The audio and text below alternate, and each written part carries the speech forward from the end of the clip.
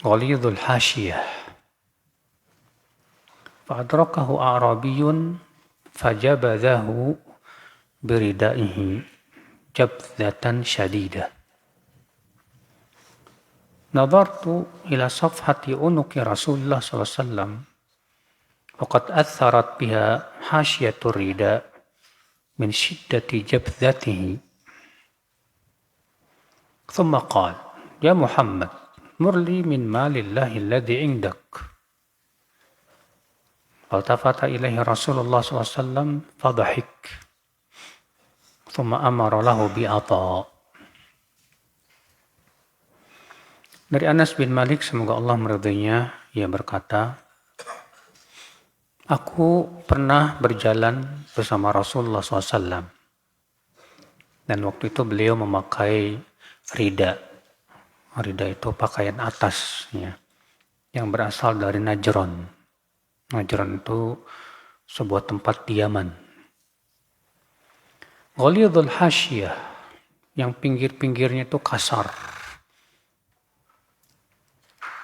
Lalu ia dikejar oleh orang Arab Badui. Lalu ia menarik, ya, ridanya Rasulullah SAW dengan keras, ditariknya dengan keras, ya. Dan aku melihat ke leher Rasulullah SAW, saking kerasnya tarikan dia itu sampai berbekas di leher beliau. Kemudian orang Arab Badui itu berkata, hai Muhammad, berikan kepadaku dari harta Allah yang ada padamu. Maka Rasulullah menengok, ternyata orang Arab Badui. Maka beliau pun tertawa. Kemudian Rasulullah menyuruh untuk memberikan kepada dia ya sebagian harta tersebut. Di sini akhi, kita ambil faidah akan keagungan akhlak Rasulullah sallallahu alaihi wasallam. Ketawaduan beliau yang luar biasa. Mungkin kalau kita digituin kita ngambek pas Pak. Apalagi beliau kan Rasulullah, manusia terbaik sebagai pemimpin. Coba pemimpin mana yang gak marah kalau digituin, Mbak? Antum misalnya ketua RT, ya. Ketua RT lah yang gak usah jauh-jauh. Tahu-tahu ada yang gituan antum, marah banget. Gimana kalau ternyata itu presiden? Ternyata Rasulullah SAW malah tertawa. Ternyata karena yang melakukannya rupanya orang Arab Badui. Demikian akhi, Rasulullah SAW itu kepada orang Arab Badui, kepada orang-orang yang bodoh itu lembut. Iya. Sehingga ini menunjukkan pertama kita menghadapi orang bodoh itu nggak bisa dengan kebodohan lagi, Pak. Menghadapi orang bodoh itu nggak bisa dengan marah-marah, nggak bisa dengan emosi. Sebab kalau dengan emosi, ya berantem jadinya. Ya namanya juga orang bodoh. Ya, ketika dia melakukan kebodohan kepada kita balas dengan kebodohan lagi, akhirnya kita jadi sama-sama bodoh. Maka kalau ada orang yang melakukan kebodohan kepada kita, sikap yang terbaik adalah jangan dibalas dengan kebodohan lagi. Cuekin aja. Ya. Ikhwatul Islam saudaraku seiman, rahimani wa rahimakumullah jami'an. Ini menunjukkan juga Pak, bahwa sikap kepada orang bodoh itu yang terbaik adalah dengan lemah lembut. Bukan dengan sikap kasar. Orang yang kasar kepada kita yang terbaik adalah kita bersikap lembut sama dia. Cuman masalahnya ini, untuk memanage emosi itu gak mudah. Ya. Setiap manusia punya sifat marah, emosi, kesel. Sifat manusia itu Pak nggak mau direndahkan, Pak. Apalagi kalau kita punya kedudukan tinggi. Biasanya sih ya kalau punya kedudukan tinggi ya Pak ya, keakuannya lebih tinggi juga Pak. Ya. Nah, ini akhwal Islam saudaraku seiman rahimani wa rahimakumullah jami'an. Hadis berikutnya, Anil Miswar bin Makhramah radhiyallahu anhu annahu qala qasama Rasulullah SAW aqbiyah walam yu'ti Makhramah syai'an. Faqala Makhramah ya bunay intaliq bina ila Rasulullah SAW. Fantalaqtu ma'ah. Qala udkhul fad'uhu li. Qala fada'autuhu lahu. فخرج إليه وعليه قباء منها فقال خبأت هذا لك قال فنظر إليه فقال رضي مخرمة.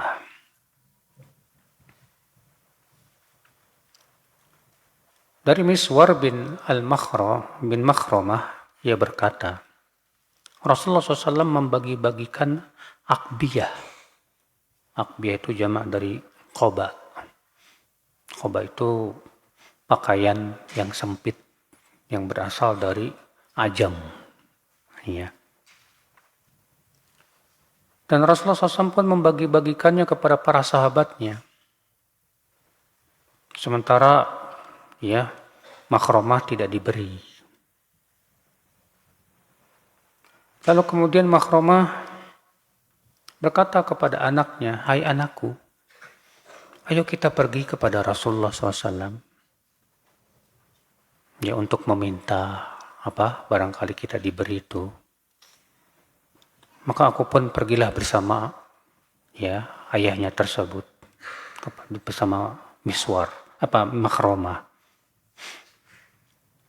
Kemudian Makhramah berkata kepada anaknya yang bernama Miswar, kamu masuk ke rumah Rasulullah, tolong panggilkan Rasulullah supaya datang kepadaku. Enggak sopan banget ya.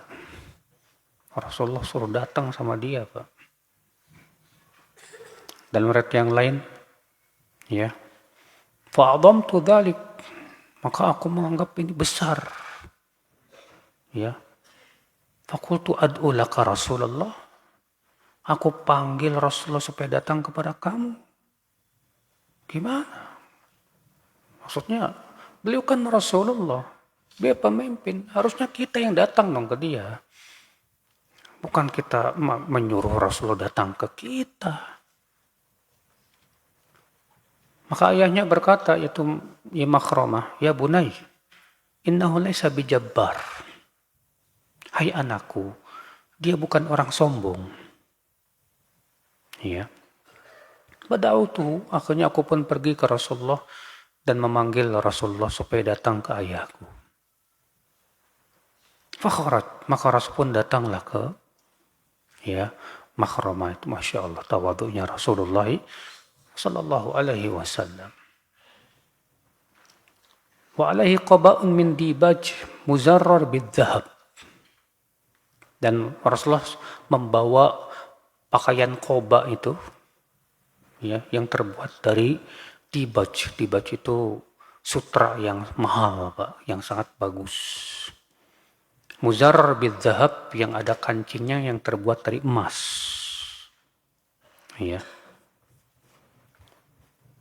Lalu kemudian Rasulullah SAW bersabda, "Khaba'tu hadza lak." Ini sengaja aku sembunyikan buat kamu, hai Makhramah. Ya. Maka kemudian Makhramah pun melihatnya. Maka Rasulullah bersabda, "Radhiya Makhramah." Dia berkata, Makhramah ridho. Ikhwatul Islam saudaraku seiman. Bagaimana Rasulullah kok memberikan kepada Makhramah pakaian sutra? Sudah gitu ada emasnya lagi. Ya. Sebagian ulama mengatakan bisa jadi waktu itu belum diharamkan sutra dan emas buat laki-laki. Sebagian mengatakan bisa jadi juga sudah diharamkan tapi bukan untuk dipakai. Sebagaimana halnya pernah ya Umar diberi oleh Rasulullah SAW pakaian yang terbuat dari sutra. Kemudian Umar berkata, ya Rasulullah, bagaimana engkau memberikan kepadaku sementara engkau mengatakan ini pakaian orang yang tidak ada keuntungannya pada hari kiamat.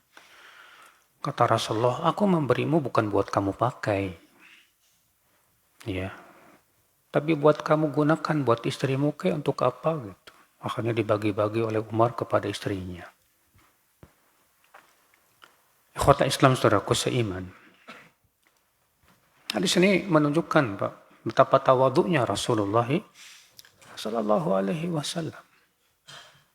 Lihat Makhramah berkata kepada anaknya, tolong panggilkan Rasulullah. Dia datang kepada saya. Masya Allah. Kita anggap ini gak sopan banget gitu kan. Makanya anaknya juga merasa heran. Masalah besar ini. Tapi apa kata Makhramah? Hai anakku, dia bukan orang yang sombong. Innahu laisa bijabbar. Akhirnya Makhramah datang. Memanggil Rasulullah SAW. Dan ternyata benar Rasulullah datang. Subhanallah, inilah akhlak yang penting kita untuk contoh. Setinggi apapun kedudukan kita, setinggi apapun ilmu kita, jangan pernah merasa diri kita besar. Iya.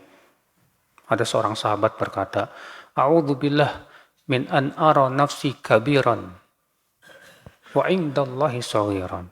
Aku berlindung kepada Allah.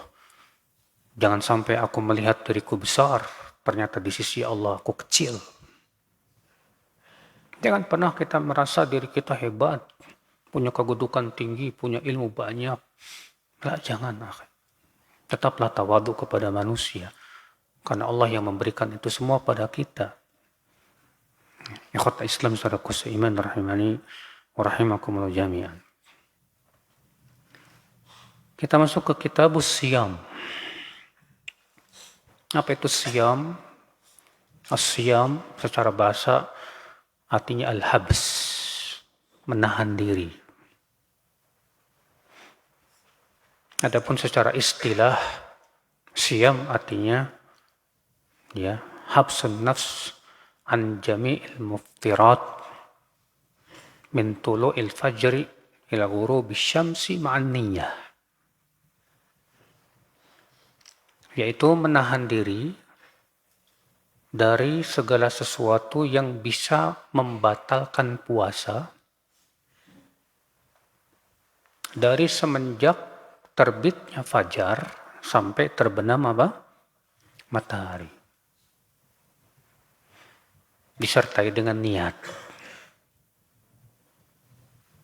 Ini ya definisi daripada apa? Siam secara istilah. Yaitu menahan diri dari segala sesuatu yang membatalkan. Apa yang membatalkan? Makan, minum dengan sengaja. Kalau makan minumnya lupa, batal nggak Pak? Antum udah makan sepiring baru ingat, astagfirullahaladzim lagi puasa. Batal? Enggak. Kata Rasulullah, man akala au syariba nasyan wa wasa fal yutimma saumahu fa innama at'amahu Allah wa saqah. Siapa yang makan, minum karena lupa saat puasa, hendaklah ia lanjutkan puasanya. Karena Allah sedang memberinya makan dan minum. Alhamdulillah. Iya. Jima. Demikian pula, ini batal puasanya. Bahkan kalau orang jima di siang hari bulan Ramadan, wajib membayar apa? Kafarat. Iya. Apa kafaratnya? Yaitu memerdekakan budak. Kalau enggak, apa? Memberi makan 60 fakir miskin. Atau berpuasa 2 bulan berturut-turut. Ya, ada orang datang ke Rasulullah, ya Rasulullah, halaktu wa ahlaktu. Aku sudah binasa ya Rasulullah dan membinasakan orang. Famada, kenapa? Aku bersetubuh di siang hari bulan Ramadan ya Rasulullah. Kata Rasulullah, kalau begitu merdekakan budak. Aku nggak punya uang ya Rasulullah untuk memerdekakan budak. Kalau begitu puasa 2 bulan berturut-turut. Aku sudah tua ya Rasulullah, mana kuat. Kalau begitu beri makan 60 fakir miskin. Aku sendiri miskin ya Rasulullah. Gak bisa ya boro-boro buat ngasih. Akhirnya Rasulullah diam aja. Tiba-tiba ada orang ngasih apa? Rasulullah SAW keranjang besar dari kurma. Kemudian Rasulullah bersabda kepada dia, ini beri makan 60 fakir miskin. Hai Rasulullah, adakah orang yang lebih miskin dari saya? Di kota Madinah ini yang paling miskinnya saya ya Rasulullah. Maka Rasulullah ketawa, Pak. Ya udah, kasih makan istrimu sono. Ikhwatlah Islam secara iman. Ya. Ini demikian pula muntah dengan sengaja. Kata Rasulullah SAW, man dzara'ahul qai falyutimma shaumah. Wa man istaqa'a amdan falyaqdi. Siapa yang muntah dengan sengaja, maka wajib mengqadha. Dan siapa yang terdorong oleh muntah nggak sengaja, fala qadha'a alaih, maka tidak ada qadha atasnya. Ikhwatul Islam saudaraku seiman, rahimani wa rahimakumullah jami'an. Dan kaidah yang harus kita pahami, Pak, tidak boleh menganggap sesuatu itu sebagai pembatal kecuali apabila ada dalil. Kalau nggak ada dalilnya, nggak boleh kita katakan itu pembatal. Karena terkadang di masyarakat kita itu suka ya bilang, jangan kentut di air, batal loh. Ya. Atau lagi ngorong, batal tuh. Nggak ada. Nggak ada dalil itu membatalkan. Ya. Itu kaidahnya, Pak. Jadi tidak boleh kita mengatakan bahwa sesuatu itu batal kecuali dengan apa? Dalil. Ya. Memang ada juga sih, Pak, hal-hal apakah itu pembatal atau bukan, terjadi ikhtilaf para ulama, seperti onani.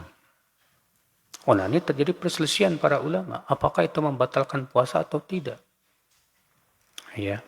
Jumhur mengatakan membatalkan, karena itu tidak ada bedanya dengan jima. Sebagian ulama mengatakan tidak, onani nggak bisa disamakan dengan apa? Jima. Ya. Ini ikhtilaf para ulama tentang masalah itu, terus iman. Dan juga ada hal-hal yang lainnya.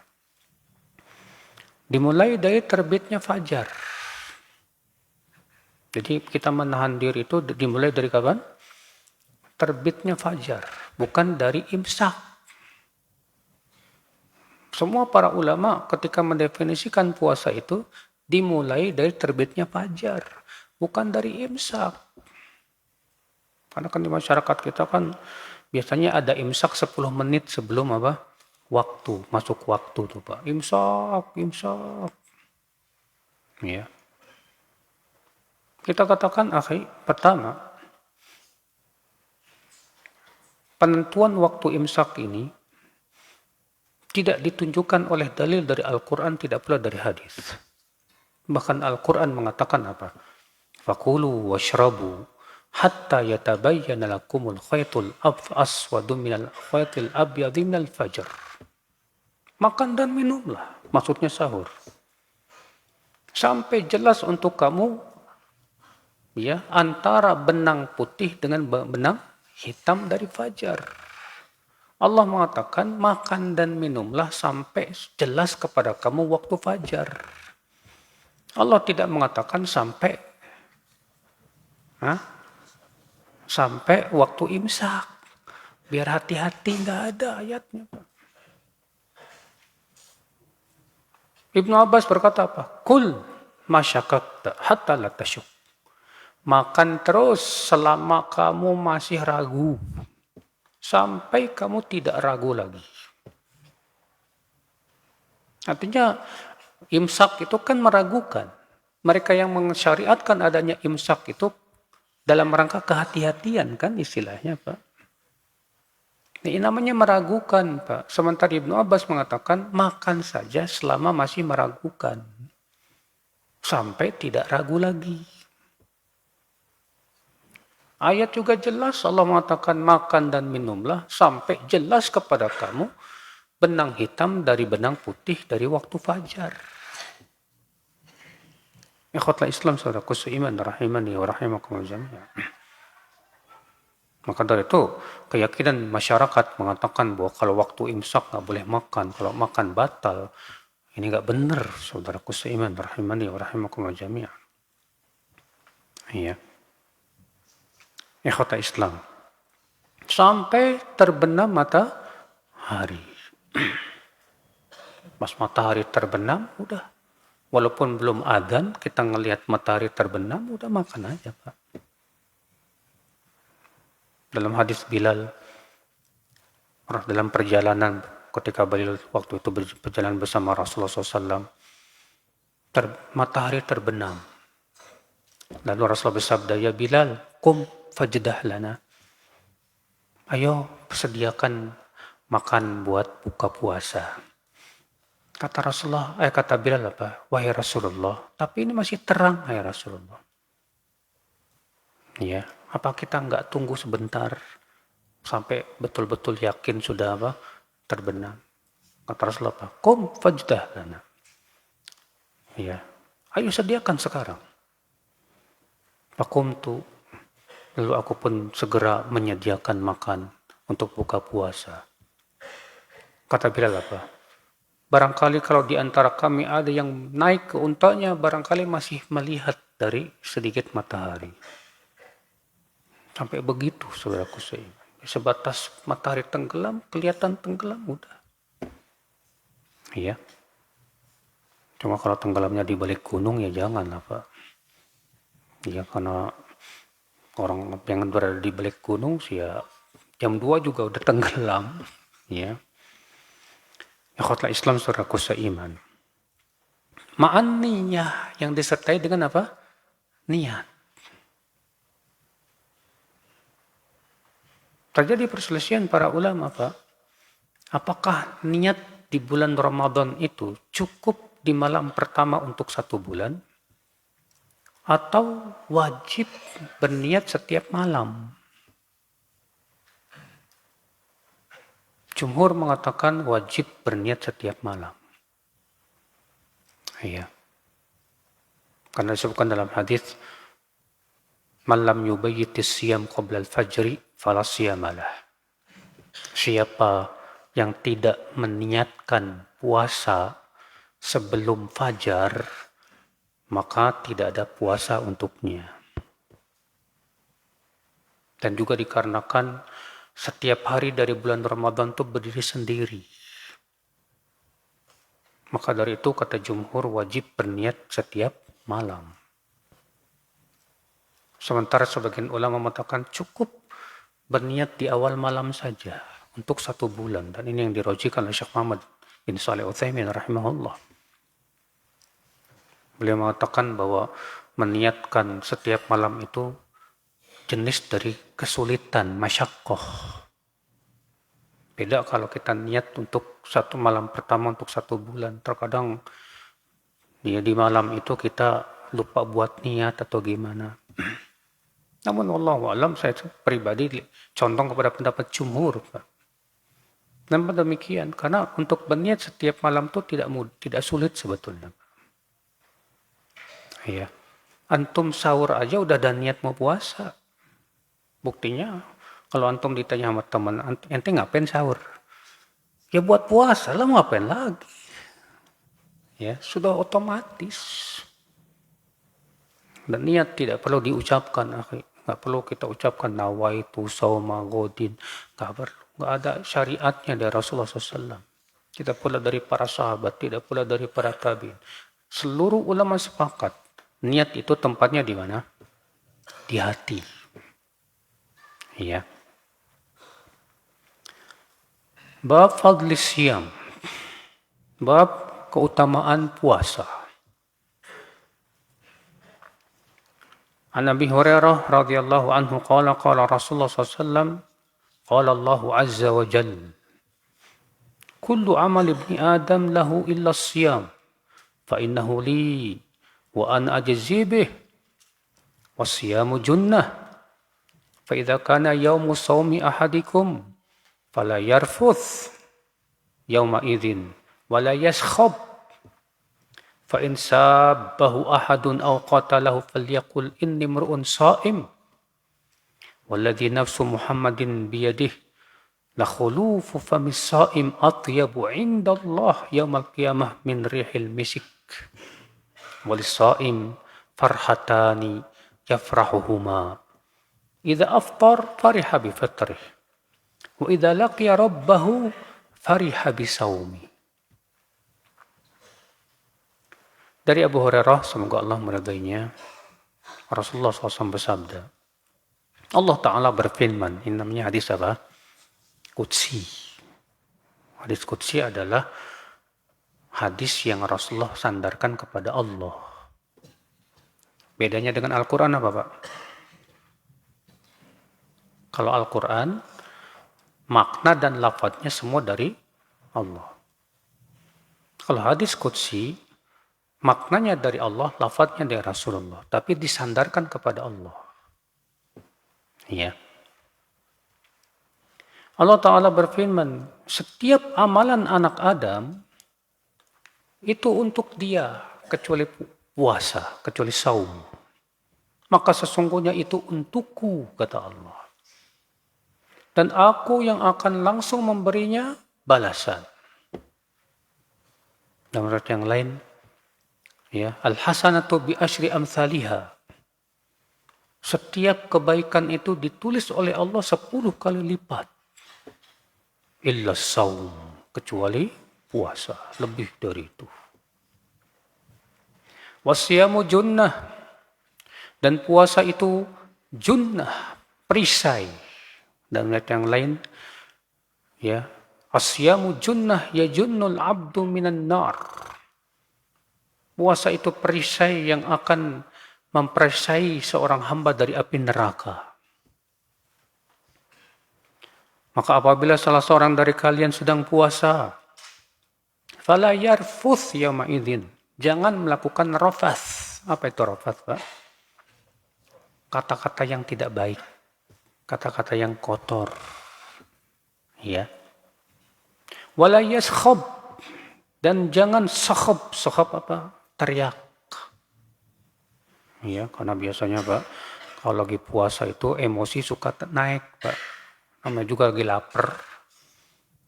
Kalau lagi lapar terus kok emosi itu, aduh. Maka di sini Rasulullah mengingatkan, kalau kita lagi puasa jangan rafath. Terkadang kita lagi puasa, lagi nyetir, ada yang nyali, kurang ajar loh.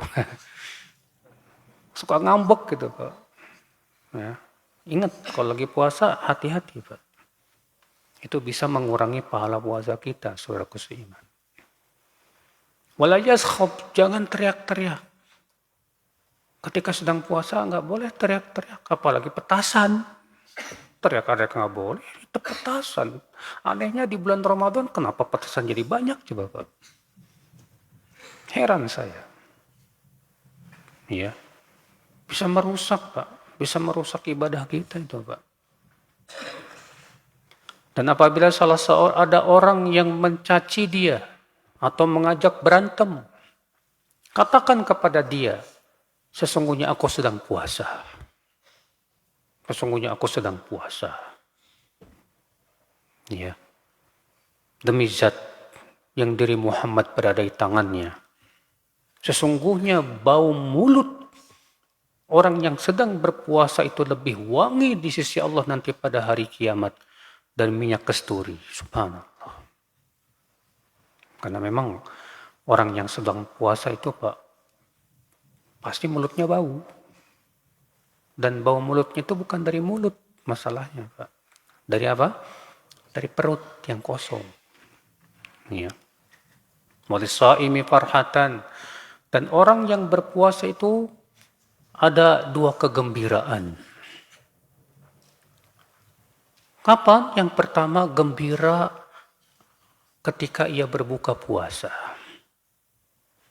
Maksudnya gembira ketika berbuka itu gimana Pak?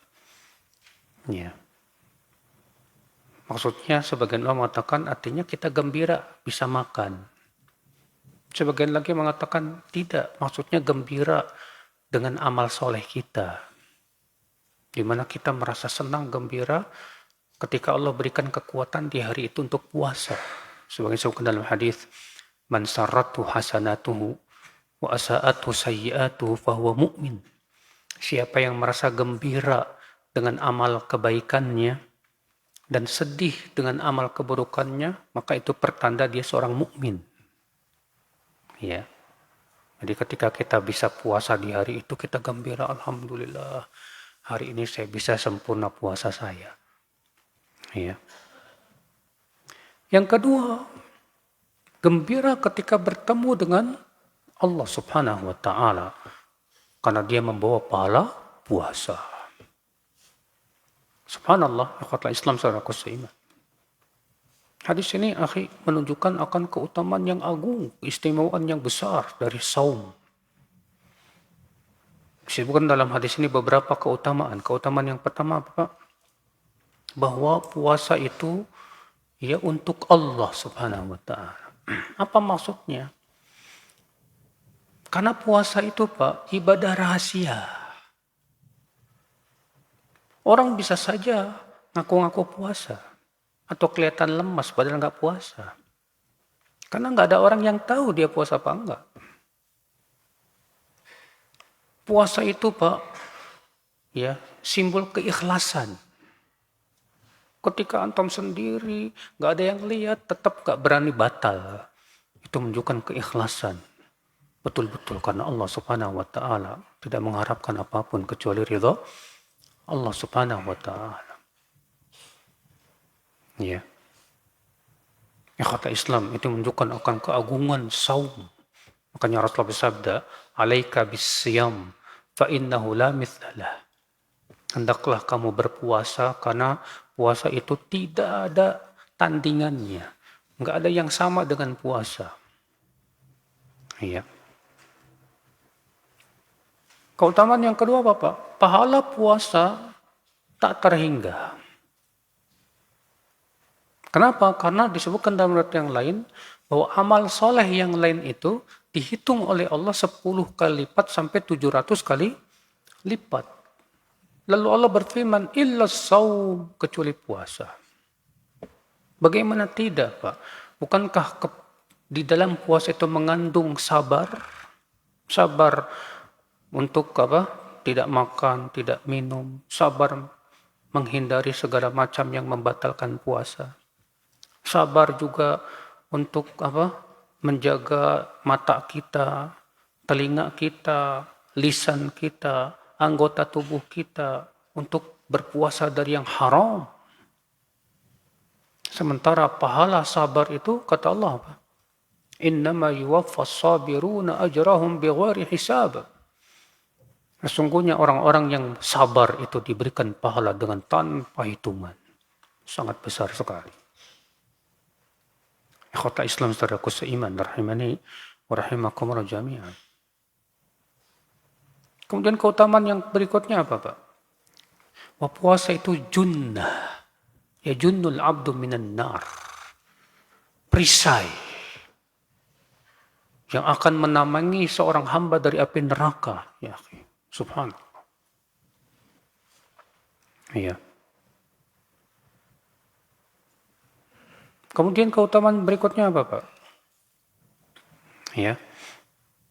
Bahwa bau mulut orang yang berpuasa di hari kiamat lebih wangi di sisi Allah dari minyak kasturi. Luar biasa. Kemudian apa lagi Pak yang disebutkan dalam hadis ini Pak? Bahwa orang yang berpuasa diberikan oleh Allah 2 kegembiraan. Kegembiraan saat berbuka puasa dan kegembiraan ketika ia bertemu dengan Allah Subhanahu wa taala. Di surga ada satu pintu khusus untuk orang berpuasa. Mana namanya apa? Pintu Rayyan. La yadkhuluhu illa shaimun. Tidak memasukinya kecuali orang-orang yang berpuasa saja. Ikhwatul Islam saudaraku seiman, rahimani wa rahimakumullah jami'an. Lihat akhi. Ya, ternyata keistimewaan puasa ini semuanya Allah sebutkan, Rasulullah sebutkan semuanya berhubungan dengan kehidupan akhirat. Ya, nggak ada satupun hadis yang sahih yang menyebutkan tentang keutamaan puasa supaya kamu sehat misalnya. Ada sih hadis tapi dhaif. Sumu tasihhu. Puasalah niscaya kamu sehat. Dhaif, walaupun memang secara penelitian di zaman sekarang puasa itu menyehatkan. Saya pernah baca sebuah artikel yang mengatakan bahwa ketika perut kita lapar itu, maka badan kita itu akan memakan sel-sel yang rusak dan meremajakan kembali sel-sel tersebut. Iya, sehingga lebih menyehatkan ke badan. Betul memang, iya. Tapi Allah tidak pernah, Pak, memberikan motivasi kita untuk supaya puasa itu agar dengan motivasi dunia, tidak. Selalu Allah memberikan motivasi itu dengan supaya apa? Dengan akhirat. Dalam Al-Quran Allah mengatakan apa? Ya ayyuhalladzina amanu kutiba alaikumusiyam kama kutiba alal ladzina min qablikum la'allakum tattaqun, supaya kamu bertakwa. Allah tidak mengatakan la'allakum tasihun, supaya kalian sehat. Memberikan kepada kita pemahaman bahwa hendaknya kita lebih mengharapkan apa yang ada di sisi Allah, kehidupan akhirat daripada kehidupan dunia. Ya kata Islam, saudaraku seiman, rahimani wa rahimakumullah jami'an. Hadis ini juga menunjukkan, Pak, tentang adab dalam berpuasa. Bahwa orang yang sedang berpuasa itu, kata Rasulullah SAW apa? Jangan rofas, mengucapkan kata-kata yang tidak baik. Ya. Wala yaskhab, jangan berteriak-teriak. Dan kalau ada orang yang ngajak berantem, bilang kepada dia, maaf saya sedang puasa. Karena sudah kita sebutkan tadi, Pak, bahwa orang yang sedang berpuasa karena perutnya lapar biasanya mudah emosi. Maka pada waktu itu kita berusaha, ya akhwat Islam, ya, untuk senantiasa menahan emosi. Makanya ya saat puasa itu kita dilatih untuk bisa menahan emosi, menahan kemarahan. Padahal sebab untuk marah itu kuat sekali saat itu, Pak. Tapi kita dilatih, ya. Maka dari itu puasa itu, Pak, bukan hanya sebatas menahan dari apa? Makan dan minum, bukan. Dalam sebuah riwayat yang dihasankan oleh Syekh Albani, laisa siyam anil aqli wasyurb wa innamas siyam, ya, bukanlah puasa itu dari makan dan minum saja. Tapi hakikat puasa itu anil lagwi warrafas, menahan diri dari perkara yang sia-sia dan ucapan yang tidak baik. Banyak di antara kita ketika puasa di bulan Ramadan misalnya, Pak, menghabiskan waktunya buat main game. Ada yang kayak gitu, Pak. Katanya kalau main game gak kerasa, Ustadz. Tahu-tahu zuhur aja. Tahu-tahu asar aja. Iya.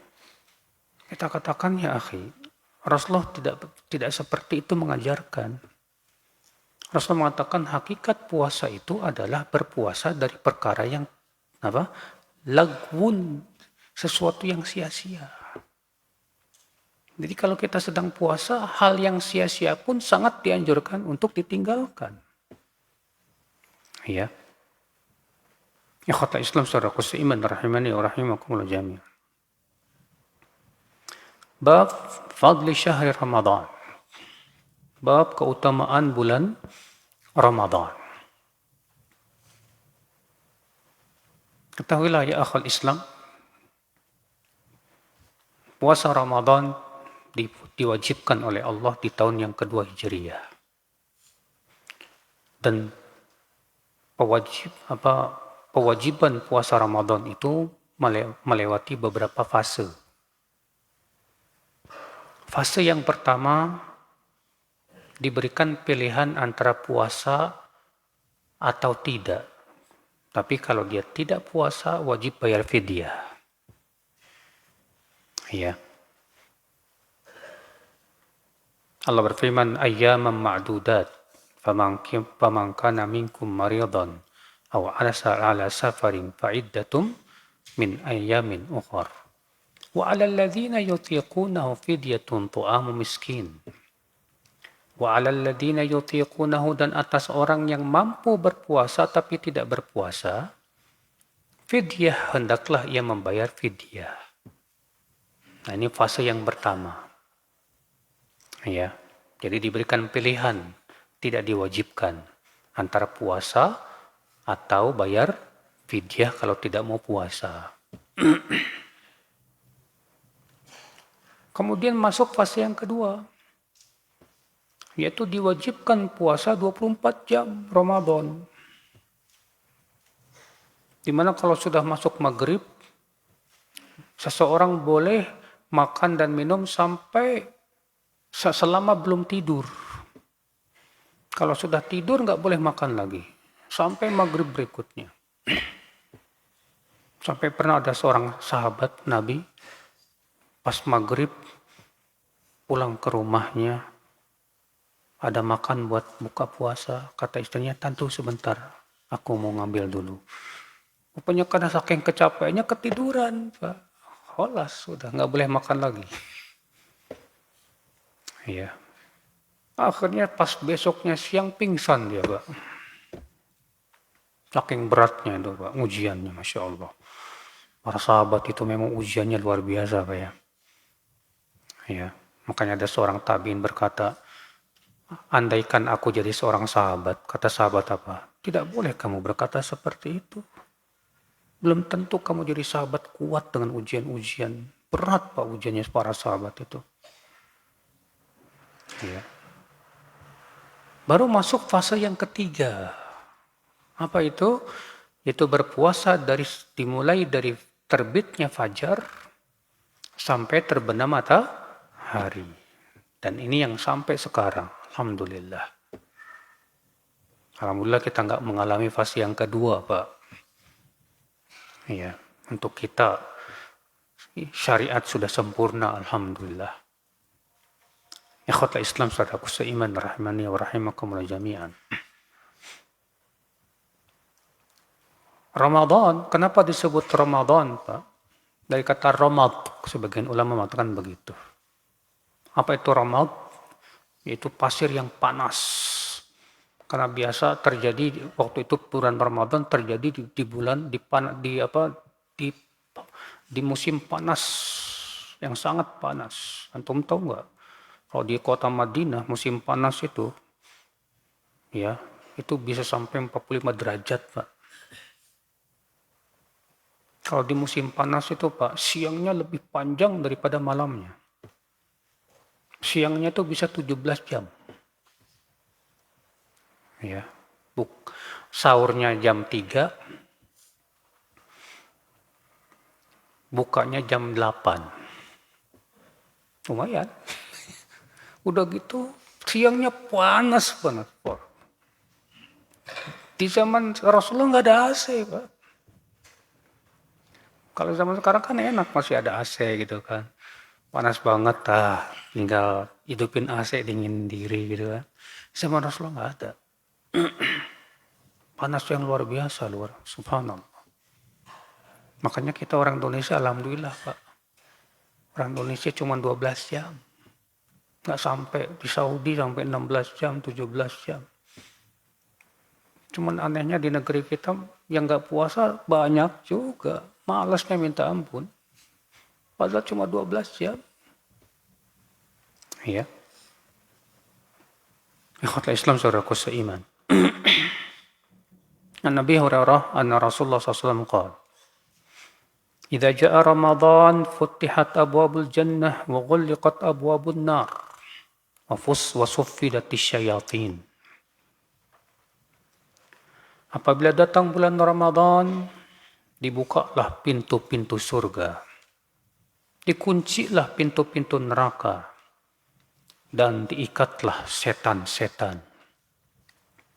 Dalam riwayat Tirmidzi dengan lafaz, "Idza kana awwalu lailatin min Ramadan, suffidati syayatin maradatul jin." Apabila malam pertama dari bulan Ramadan, maka setan-setan itu diikat. Itu setan-setan yang jahat, yang durhaka.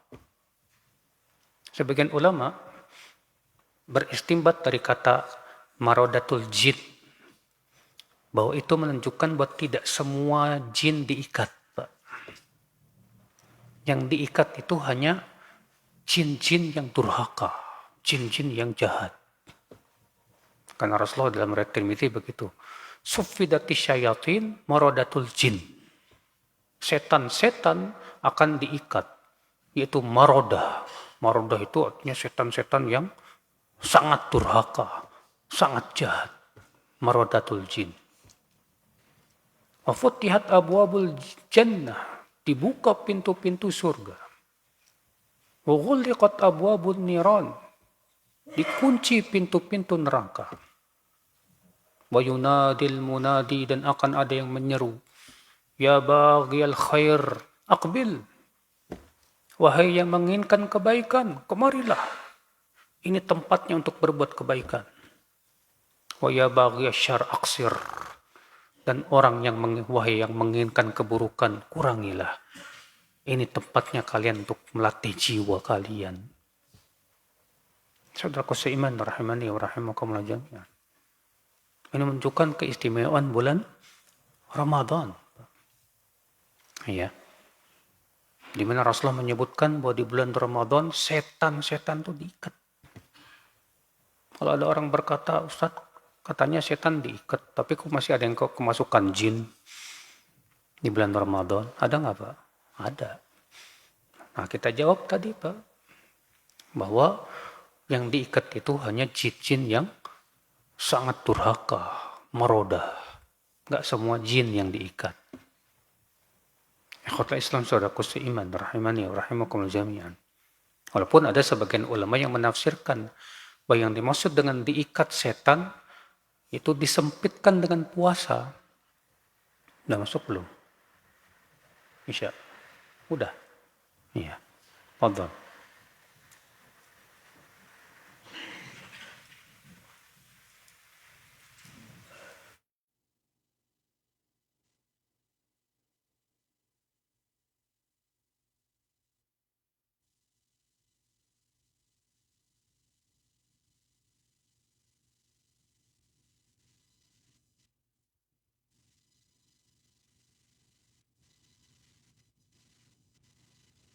Ikhwatal Islam, untuk selanjutnya kita simak dikumandangkannya adzan untuk sholat Isya bagi daerah Jakarta dan sekitarnya.